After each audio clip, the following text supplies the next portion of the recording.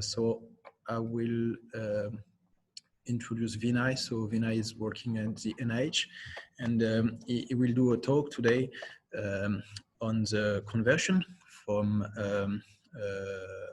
any vendor. And so there is already existing converter, as Maxime told us, but in order to use them or to improve them for, let's say, a custom sequence, you might need to add some parameter. So you need to catch some specific parameter you have implemented in the sequence, and we may and it's maybe not included by default. And Vinai will explain how to do it and how to, and for any specific acquisition. So as you want, Vinai, you can start. All right. Thanks so much, Valerie. Your mic's okay. Oh, that's okay. Sorry. All right. Oh, all right. Thank you. Thanks, Valerie. So as Valerie said, we'll talk a little bit about the details of the MRD file structure format, and then how conversion and style sheets interact with taking vendor-specific information and sharing it and converting it into something more neutral. Okay. And in tandem with that, we'll actually do a close replication of what Maxime just showed, actually, with, hang on.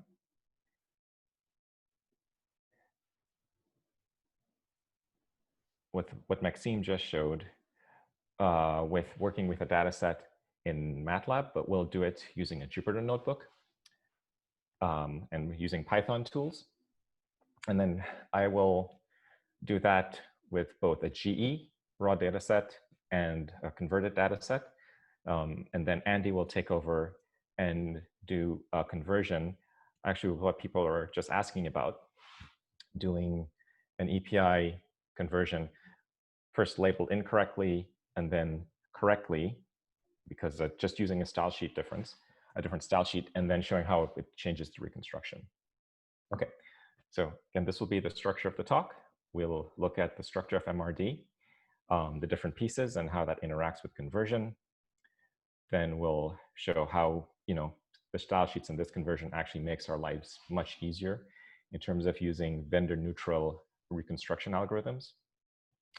For this third component, I will switch out of the presentation into a Jupyter notebook running Python in a web browser. And hopefully this will give people some idea of, if you're not already familiar with it, just how easy and nice those tools are. And you have a good, it's a good representation of what the Python tools are capable of. And then finally, I'll switch over to Andy, and he'll run this portion of the demonstration using command line tools and terminals, using the Gadgetron and the MRD viewer, just as we have before. Okay. So as as Maxime talked about, the MRD file format has an experimental header that describes generally portions of the experiment that are you don't expect to change through the course of the acquisition. So things like maybe field of view, resolution, if you're going to set a number of averages per loop for different loops. So those things get captured in this header in front here. And then you have an acquisition header and then the corresponding data with those acquisitions. And then you have as many of those as you have acquisitions or readouts kind of stacked together. And this is kind of the basic part of MRD. But the nice thing that MRD also includes that I have not seen in any other, especially of the vendor formats, is the ability to include this additional metadata that can help with reconstruction. So things like trajectories or ECG waveforms, we can also pack these in along with your acquisitions in MRD so that when you're doing your reconstruction, you have these there available right at your hands, and you don't have to go looking for it in a different file or a different, different format. It's right there and available. So again, we have this this image or this diagram here of what an ISM MRD or an MRD dataset schematically looks like. So there is an XML header up front that's describing mostly the static parts of the experiment and the parameters that you don't expect to change. And then we stack the raw data with a header and then the actual data samples itself, one after the other. The data header includes these encoding counters that will specify where you are in k-space, what acquisition count you're at, what average you're at, what slice, things like this. All these values get packed into this portion of the header here. So generally, one thing I should point out here is that this type of general format, it's not particular to MRD, okay? All the vendors have a structure that kind of resembles this. There is a header up front that contains some information about the experiment, and then the data comes along. The MRD specification looks a lot like Siemens, where you have the main Twix header up front that kind of describes that fixed, quote unquote, fixed portion of the experiment. And then you have acquisitions come in with what's commonly called the MDH, or the measurement data header. And these things, and that header includes things that are specific to that particular acquisition. GE, their current specification now, which is coincidentally also HDF, also resembles this. There is, one header up, kind of quote unquote up front in the file that has general information about the experiment. And then as you access each acquisition through GE's API, then you get access to these counter types of variables that will let you label your acquisition more specifically. So the problem with this is that, these are generally proprietary to the vendor. Like, to access a lot of these tools, you have to have a research agreement with a vendor. So we can't publish those, we can't make them open. So if people have looked at the GE converter, you need to have the vendor's reconstruction toolkit installed on the system, and then the GE converter bills against that installation.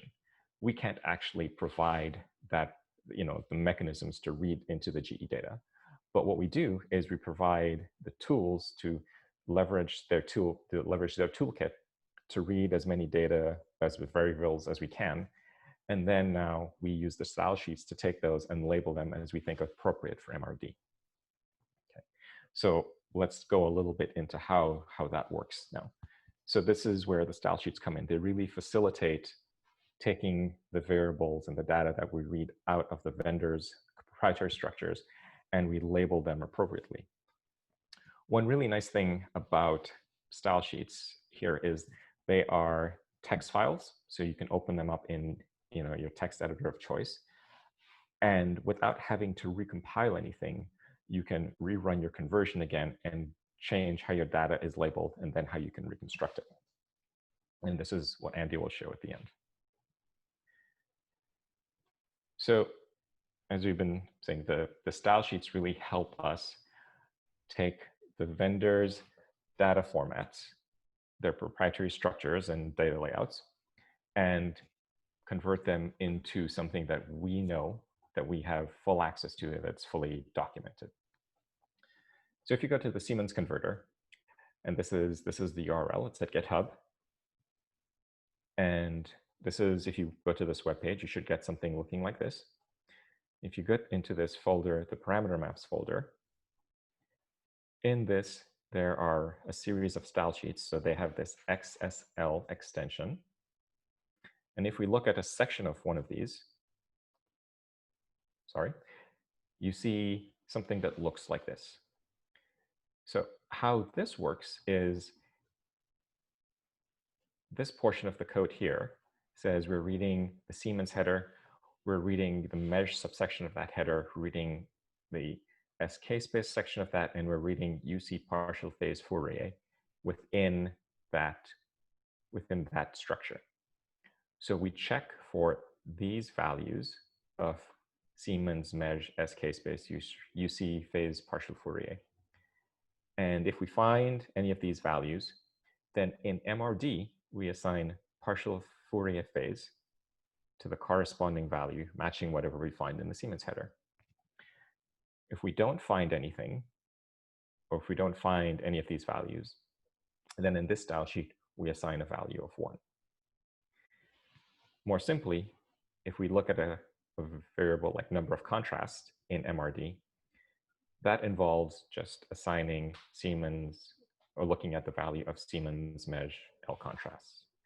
So what the Siemens converter is doing, it's going through a Twix file, essentially creating a huge table with all these Siemens values. And then the style sheet will go through that table, read off the individual values that it finds, and then do the translation to values that we want to store in MRD. So correspondingly, if you look at the GE's converter, so again, that's also at IceMRD, and then there is the GE converter here. If you look in the source and then config directory, we just have a couple of style sheets right now. We just have a default that will handle most of the simple 2D GRE and spin echo pulse sequences. And then we've started putting in enhancements to try to read and label EPI data, just like what Maxime showed that we need to do. Okay. So if we look at the contents of default.xsl, we can start seeing very similar, similar things to what we just saw in the Siemens converter file. So in the GE, if we want to store, our resonance frequency in hertz, we have to go to header imaging frequency, and then it turns out we have to do a little math here, but we can store the value. We can extract the value in megahertz here and then store it in hertz in the MRD header. We can also do simple programmatic things in style sheets like logic checks. So for example, if we're looking at populating the encoded space structure, for X and Y, we can just read those out of the header.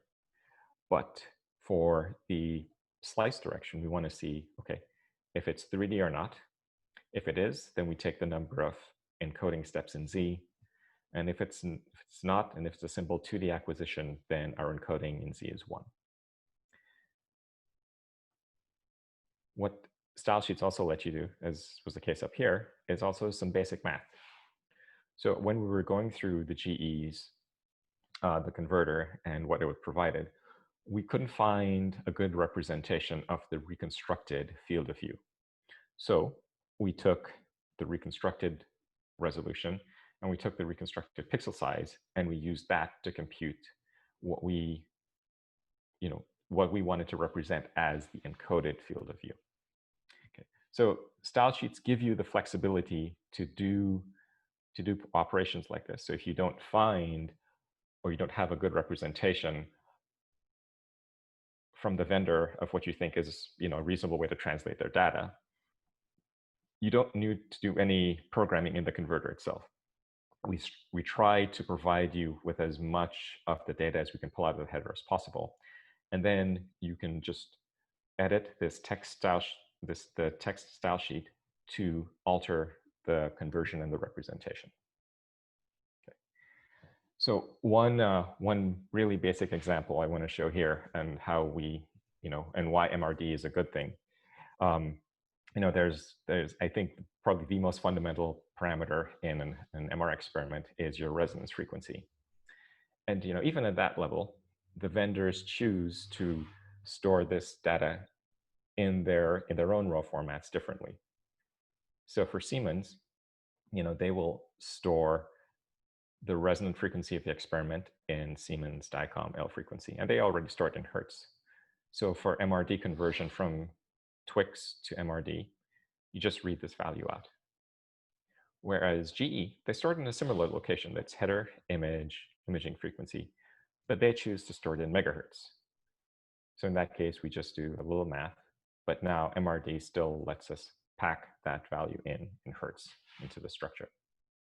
Okay, so hopefully this gives you some sense of why MRD is a good thing, and the ease at which conversion with style sheets affords you the flexibility of remapping your data into a more appropriate and fully described representation. So at this point, what I'm going to do is I'm going to switch out of the presentation here and switch to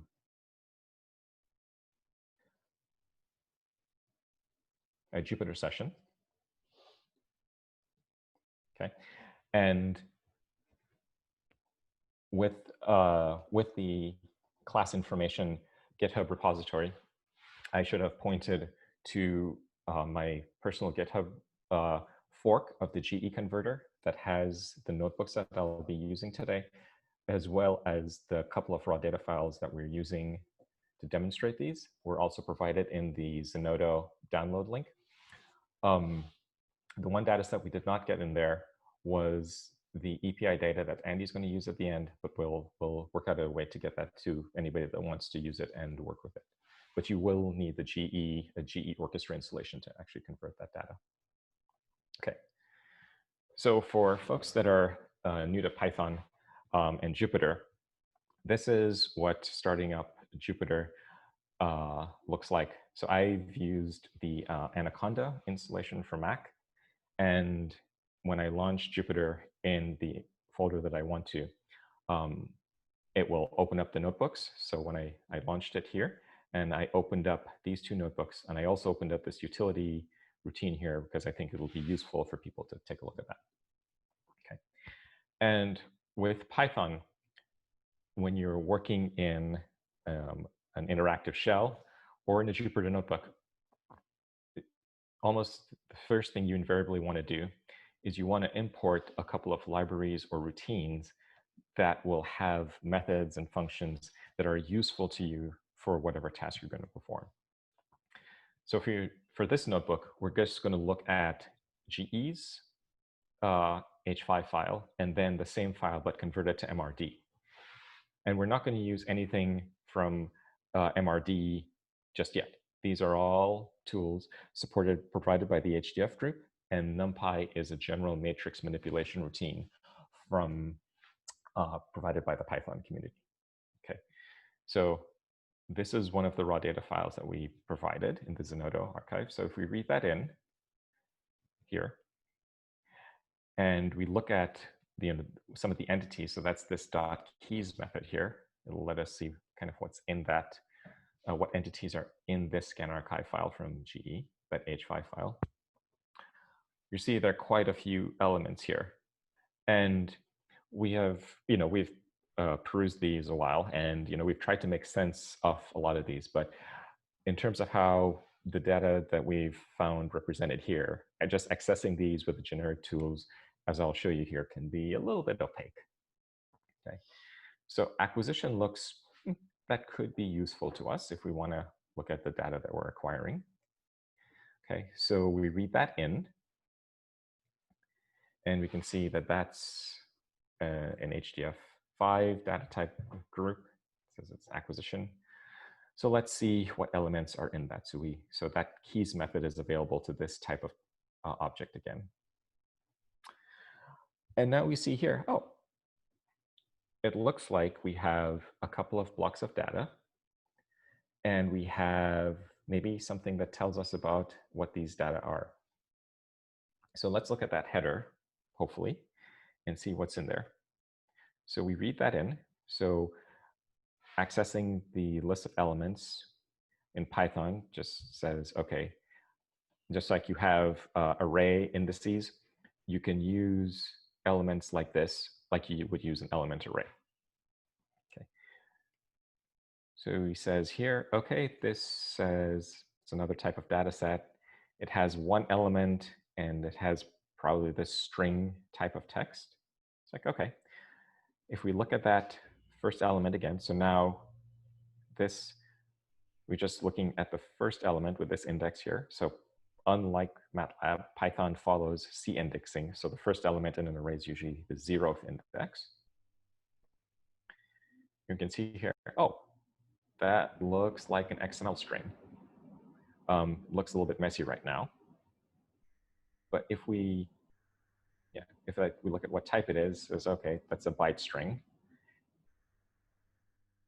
Available to this type, there's a decode method.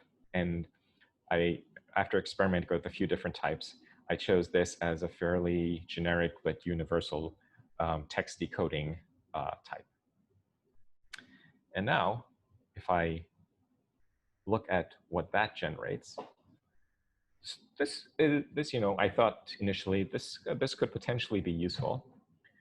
So here it tells us where the data came from on the system before it was packed into this file. But as we looked through, some other elements here, I could not find anything that was particularly useful that would, tell me more information about the acquisition.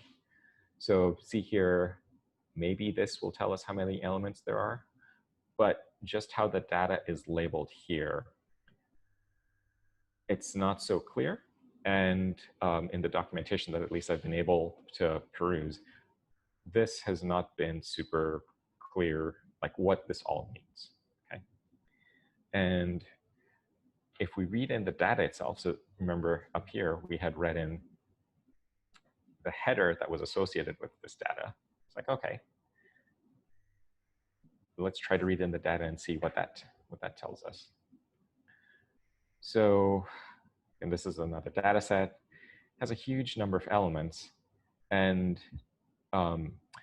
it looks like this type of byte string that is maybe not so useful because it means now that in this huge number of elements, you have to maybe pack and combine things in a certain way to get back the raw data that you acquired. So just if we look at maybe the last element, it's like, okay, that's a 0 in that byte. Okay, that we found this, in the end, we found this challenging and difficult to work with, just as is here. Now, if we take the same file that we started with,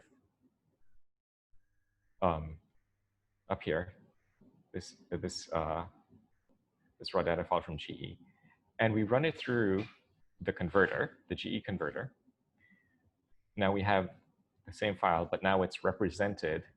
We've taken all this meta information up here, and we've actually converted it into the MRD representation. Okay. So if we look at what's in that file, there is a data set.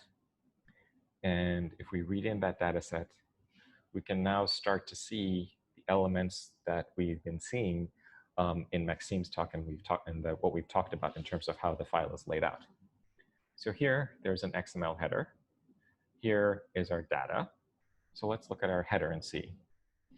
Okay, this just has, again, one element. It has a different type. Let's see what that first element is. It says, okay, this is still bytes here.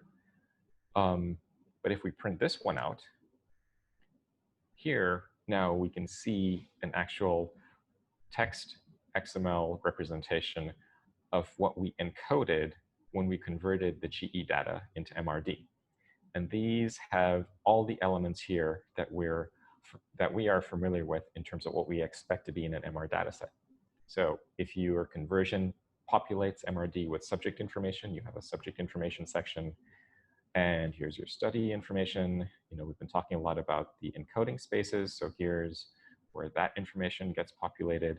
So you can see here, this is actually very readable. And because we know what's in MRD, we can look at this and we can figure out, we can start getting an idea, okay, what is our experiment about? And is this a reasonable representation of what I expected my data set to look like? And this looks very reasonable from what we expected from the data we converted. The nice thing about having an XML representation and then now having this in Python at your disposal is now I can import another library. This one now is an XML parser that will read through an XML structure and give you the different elements. So here just do a listing of the top level elements, and you can see here that this structure here kind of looks like the main sections of our XML header. So that's what they are here. And if we want to actually access those one by one, going through all the individual elements, Python has some very, very nice iterator methods. So anything that's a list or a grouping in Python almost always has an iteration method attached to it. And we can see here, okay, here we have all of the information element by element. These is at least the labels that we've populated in the ISM MRD header. And if you wanted to go further, just using plain Python and plain H5 tools without using MRD, you can probably access each of the values associated with these elements from here. Okay. But for now, we say, okay, we can access our header. Let's look and see what's in the data portion of the data set. So now this is some kind of H5 data set. We can see here, oh, this has 288, and the elements here represent each acquisition. So we have a header and a corresponding data component associated with each acquisition. And just to make sure I'm sane, and what I think in the MRD dataset is what we expected it to be, I acquired slices with 48 phase encode steps, 3 slices, and 2 time points. So that works out to match the number of acquisitions I expected. So if we look at the first data element, remember Python now starts at 0. So this is what as raw a representation of the each acquisition header and data component looks like. So there are 3 basic elements here. So within the first set of parentheses, there are a bunch of numbers that here for the most part are 0, but these represent encoding counters and the different labeling schemes. So remember in Maxime's talk, he showed you can put in things like repetition, first dimension phase encode step, second dimension phase encode step, slice, average. So all those are in in various portions of this component, of this part of the header here. The second part here is empty. It's not populated. I think somebody else should confirm because I haven't used this so much, but I believe this is where the additional waveform data will get inserted if you send that information along with your acquisition. Since we don't use that, this component here is empty. But then at the end here, this last bit is this last array element here. This is now our actual raw data. So if we look at those elements bit by bit, we can see here, this is where all our encoding counters and data labeling is, like I said before. The second element, element 1, we don't have anything here for this particular conversion. And now here, we have the numbers here that represent our case-based acquisition for this, for this particular element, or for this particular acquisition. Okay. So if you wanted to, again, with just generic community H5 tools, we can access the components of the MRD header and work with them. We could probably also have done the same with the GE header, but because we don't, it's not so clear how this data is organized and labeled, it's not as nice to work with, I think, as this component, as this representation here. Okay, so that just shows what working with H5 files is like in Python, just using generic tools. So what I need to do is, because I'm going to reuse one of these files in the next notebook, I need to just close this out here. And as that's finishing up, I want to just talk about this utility routine here that I'm going to use in the second notebook where we're working with the MRD datasets. So one of the nice things about Python, again, is you have, like, once your data is within a Python environment, you don't just have access to ISM or MRD. You have access to all of the tools in the Python ecosystem, just like you would, once you get your data into a MATLAB notebook or a shell, you have access to all of the tools that MATLAB provides to you. So what I wanted to do here, because after my first couple iterations of this, I was doing this over and over again, was I wrote a little routine to just take the file path of an MRD dataset and just look at the dataset element and return both the header and then a representation of the data. Okay, so these should look very similar to what Maxime showed in his MATLAB session, where you take your file and you can read in the header, you get a representation of it. Here, we read in the data, and we now access the encoding steps by taking the header, accessing the encoding elements here. So this is, we look at the first encoding element, and we know, okay, for our acquisition, our readout is this dimension here. So it's encode space matrix size. And this corresponds exactly to what we've been seeing in the XML tree that represents the MRD XML header. And this is how we access those programmatically within the Python environment. So this is essentially setting up, allows us to set up the matrix that we're going to use to hold our data in. So once we have these generic data dimensions that represent our experiment, we create an empty array here using using some of these values that we've read in, and excuse me. Then, as we have this space here now where we can hold the data, then what we can do is we can iterate through the raw data, get its acquisition headers, and then take elements of those headers and already label them and put them in what we think is the right position in our data array. So what this is doing to what you might have seen before in the class is this taking our raw data file and it's putting things in the right buckets and buffers. So it's kind of accumulating things into what we believe is the right location according to the values in the encoding step into this Python NumPy array. Okay, and then once I have gone through all the acquisitions that I have in my MRD dataset, I can return the header and then a representation of this data to my routine that calls this. And then I have essentially the header as an XML text representation in Python. And then I have my data as a NumPy array, but with things already organized, what we think is into the right buckets and the right locations.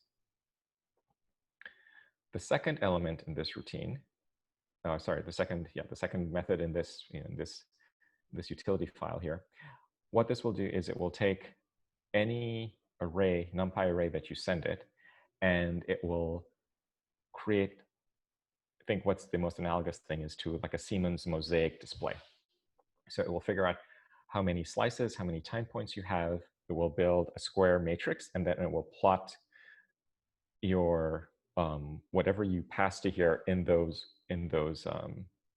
that matrix of elements that you display.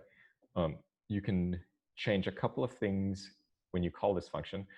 So with Python, when you define a function, when you have arguments like this, this means that if you don't specify a quant value for when you call this function, by default, it will compute the magnitude of of the data that you send it. So here I check for quant being angular phase, and then if you provide those values when you call the function, it will then compute the phase of the data. But if you don't supply anything, then it's just going to give you, it will give you essentially the magnitude here.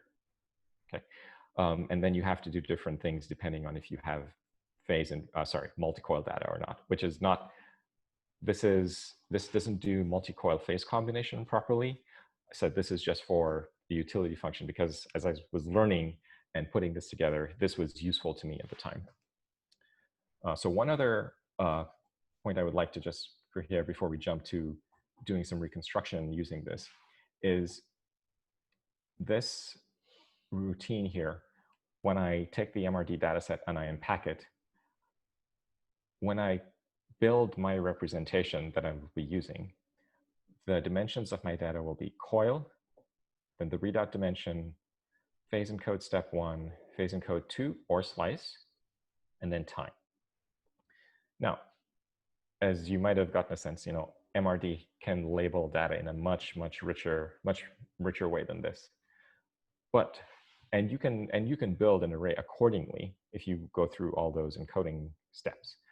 But for the data that I was working with and learning with, this was enough to build a representation for me that I could work with the data that I had. Okay, and again, just remember, in a Python array, although it's the first element, it'll be accessed by element 0, and then this will be the second element will be 1, this will be 2, and so on. So again, 1 less than what you would typically associate with a MATLAB representation, like if you're working with it as a MATLAB. Okay, so now let's go to what we have here for doing some reconstruction using the same data that we were working with before. So we have some data here from a surface coil. So I've already imported this utility file here. So that already imports IceMRD and NumPy and a couple other things. This NumPy import here is probably redundant, so should clean that up. But let's march forward with reading in these data and working with them.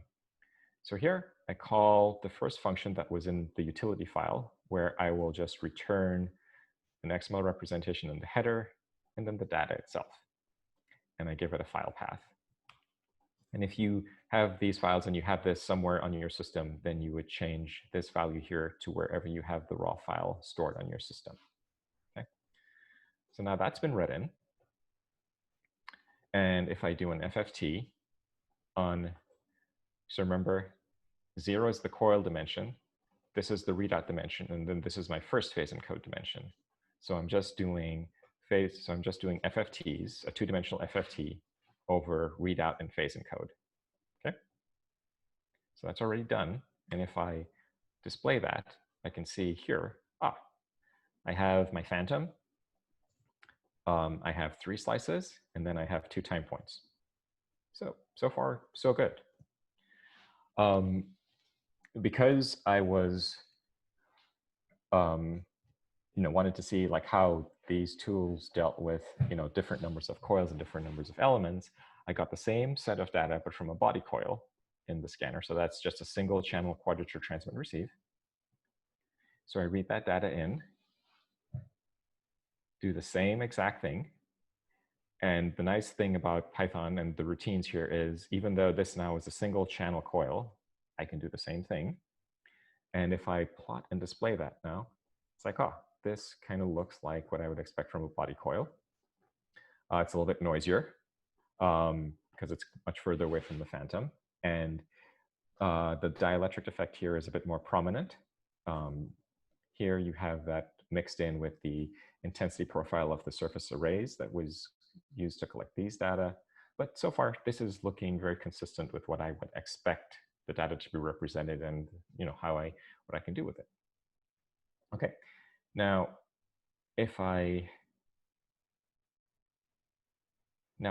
want to look at what the phase of that body coil data is, it's like, oh, okay, this kind of looks reasonable with what I expect if we were to look at the phase of this image of a body coil.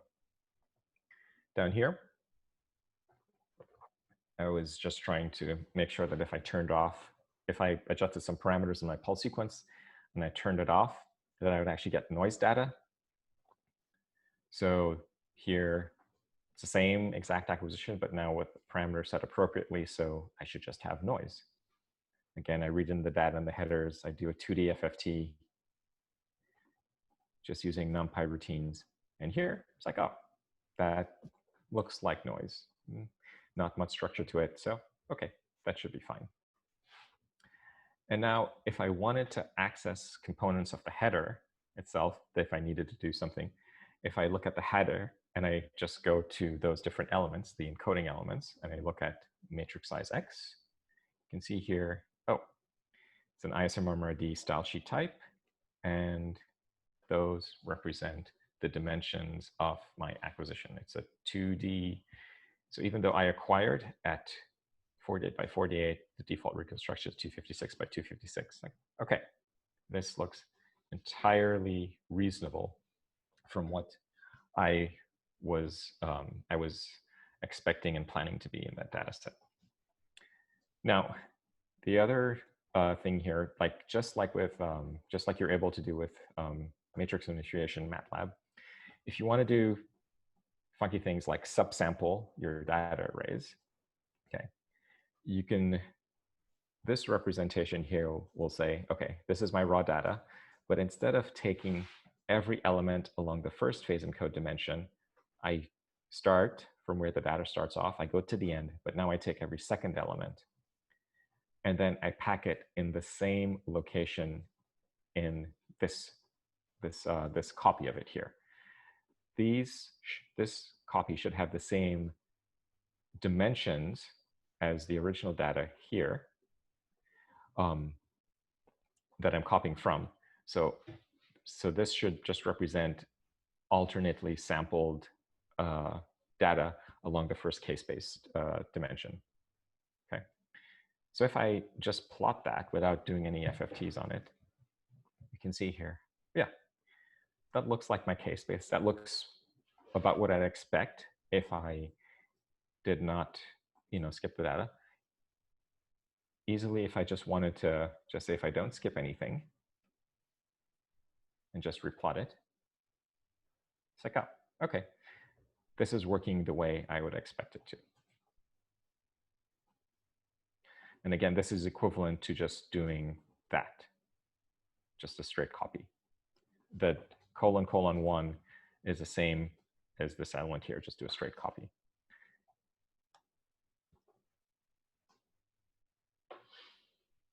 So let's just get back to continuing with the demo. Make sure that we have our subsample data. And now if you plot that, and if you FFT it and then plot it,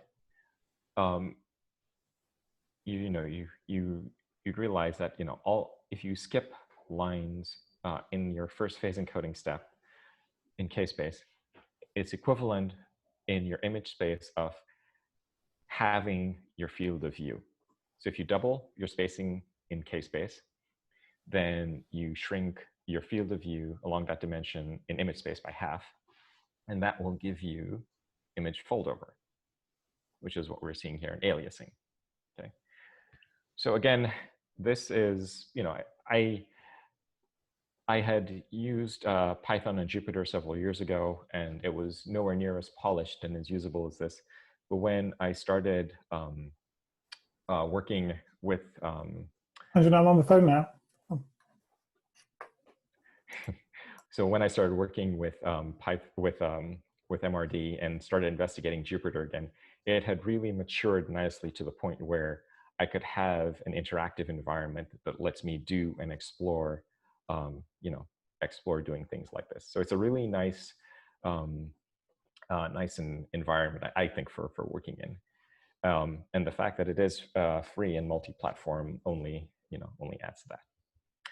Okay, so I think that concludes my portion of this talk. and I will switch over to Andy to let him walk through the EPI demo and the effects of using style sheets on there. Right. Thanks. Oh, okay, thanks, Vinai. Okay, well, hello, everyone. I guess it falls to me to do the demo of the style sheets. Can I just check if everyone can see my my screen okay? Okay, let me share that. Okay, so you should be seeing basically an Ubuntu type screen. Yeah, it's working. Okay, thanks. Okay, so what we're going to do now is, having seen some of the nice reconstruction tools in Python, which is quite a sort of pleasant environment to work in, I'm going to drag us all the way back to the initial stages of the raw conversion and demonstrate the use of style sheets in action. Okay, to sort of get you set up here, I'm just going to give you a quick tour of what I've got on my screen right now. I actually have 3 windows here, and the bottom right is just my Gadgetron server, which we've been using in the classes so far. So why don't I just start a Gadgetron in there before, like this, and I might refer back to this window to kind of check error messages and so forth. Sitting up here, this is where I'm going to run my Gadgetron client from. And this window over here, the blue window, is actually running on a different machine. And this is where I'm going to run my raw file conversion in. And in this case, it's a GE. We're going to be converting a GE file. So let's have a quick look in here. We have this what's called a scan archive file. It's the one which Vinai referred to earlier. It's an EPI with ramp sampling included. And so we developed some software to perform the GE raw format to MRD conversion. This is still very much a work in progress. It's not very filled out. There's plenty of acquisitions where it doesn't do the right thing. The mapping from GE's raw data into MRD is not as like one-to-one perhaps as it is from Siemens. So the translation steps are a little bit more difficult, which is also complicated by the fact that GE's raw data format is they've been migrating from a legacy format which was very rigid into something that's much more flexible in this H5. But as of right now, we're not sort of fully experienced with it. So the capabilities we show here are limited, and this is a very much a work in progress and a bit buggy. The reason it's running on a separate system is that because GE uses HDF5 and also Boost, it's actually locked in with certain library specifications for their own, like the tools that they provide to handle their own raw data. These are the proprietary tools that I referred to earlier. And unfortunately, because it's the way that the vendors work, oftentimes those tools are kind of now obsolete, whereas the MRD people like to work much more close to the bleeding edge, have the latest, greatest things. So unfortunately, the old libraries and the new libraries can interfere with one another. So it's for now, to keep things simple, we're basically doing the conversion on a separate machine where we can keep the 2 environments totally separate from one another. Okay.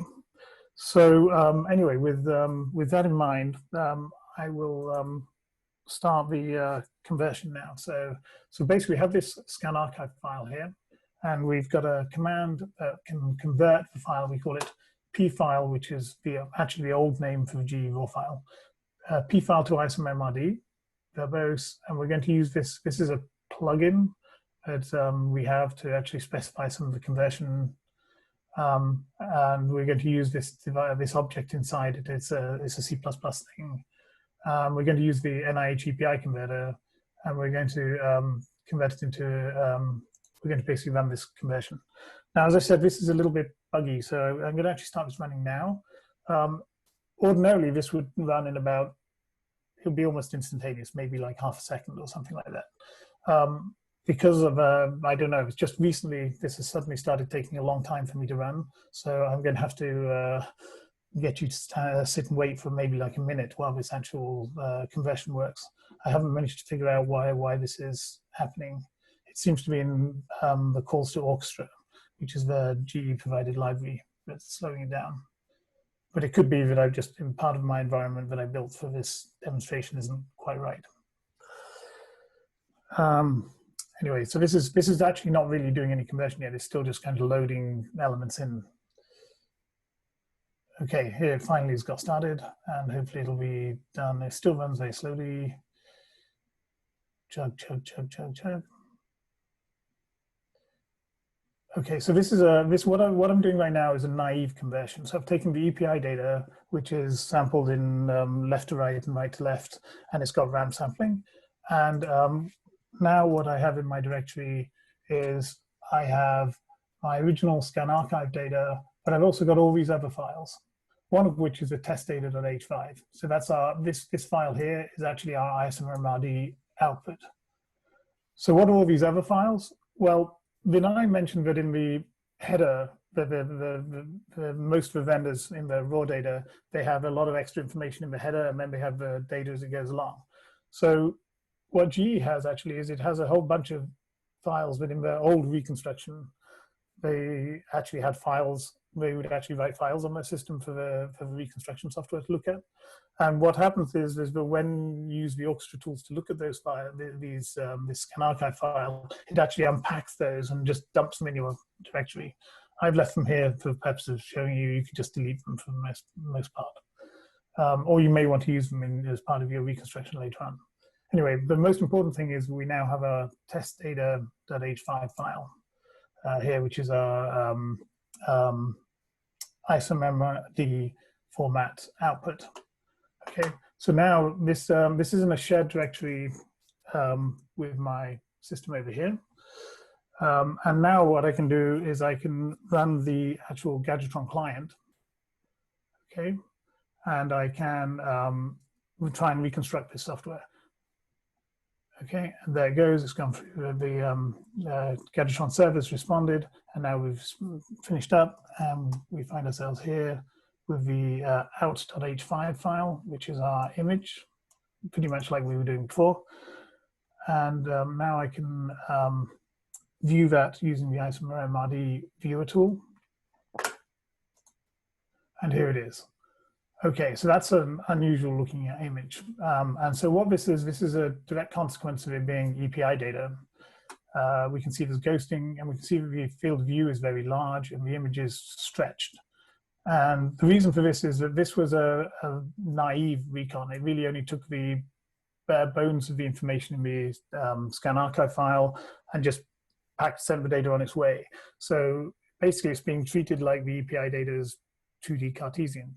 But as we know, it's EPI, it's ramp sampled, so the samples are actually non-uniform in space.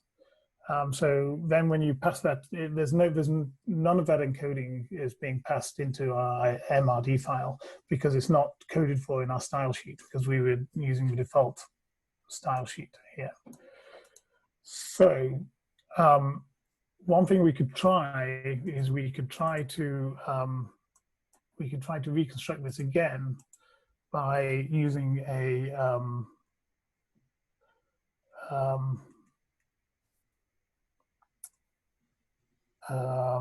so we could try it. Sorry, for a moment. What we can do is we can take a look at the style sheets, and we can see that we can use an EPI aware style sheet here. And what this is a diff between the, this is the diff essentially between the default style sheet and the EPI aware style sheet. And we can show the extra parameters that we've now coded for using this in this EPI version.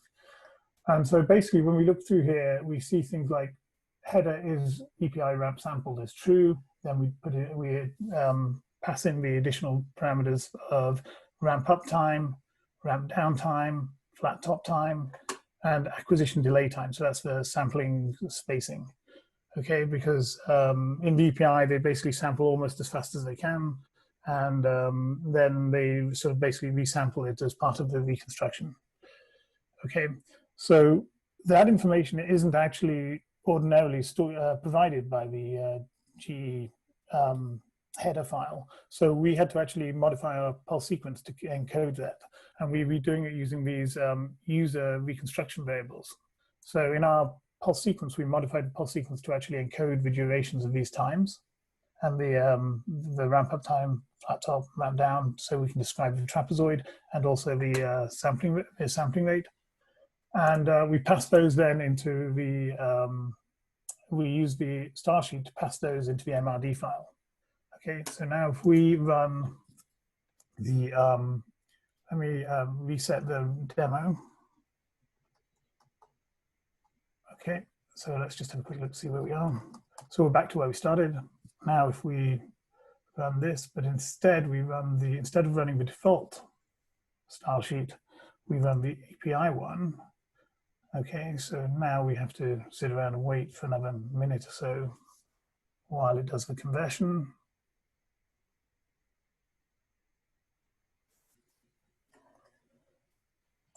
Okay, apologize for the delay here. Normally, well, until recently, this was running almost instantaneously. And I think Vinai actually still does. But,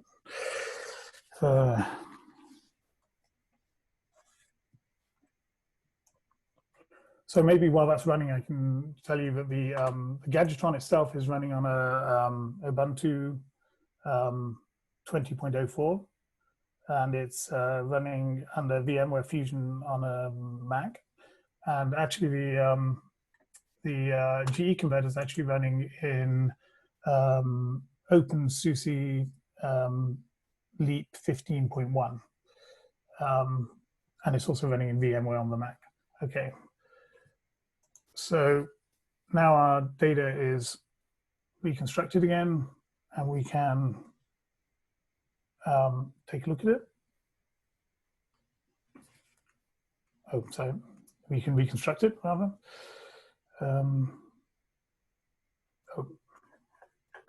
We find that doesn't actually work.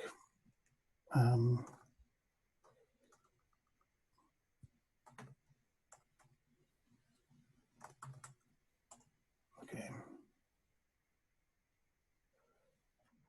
So now if we come in here, we should find our image now reconstructed, and the ramp sampling issue has now been taken care of because we have an image that's basically round with a little distortion due to V0. But at this point, it still doesn't have the corrections for the polarity of the readouts at this point. So we still see some ghosting remaining.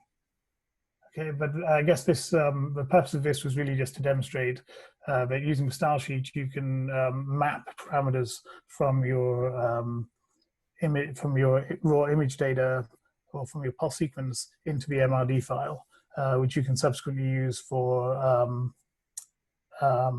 in the image reconstruction. And this is particularly helpful if you have if there are parameters that are not always used. Sometimes a limited number of parameters, and the parameters end up being overloaded in the raw data because people know that in a cardiac image you don't use certain features, or so people misuse the actual parameters. And so this way you can create application-specific style sheets that will allow you to sort of interpret the data in the most appropriate way. Anyway, I think that's completes this demonstration. And I think that more or less completes the talk, unless Vinai has anything he wants to add. No, I think that was it for what we had to show this morning. Okay. Well, thank you all very much.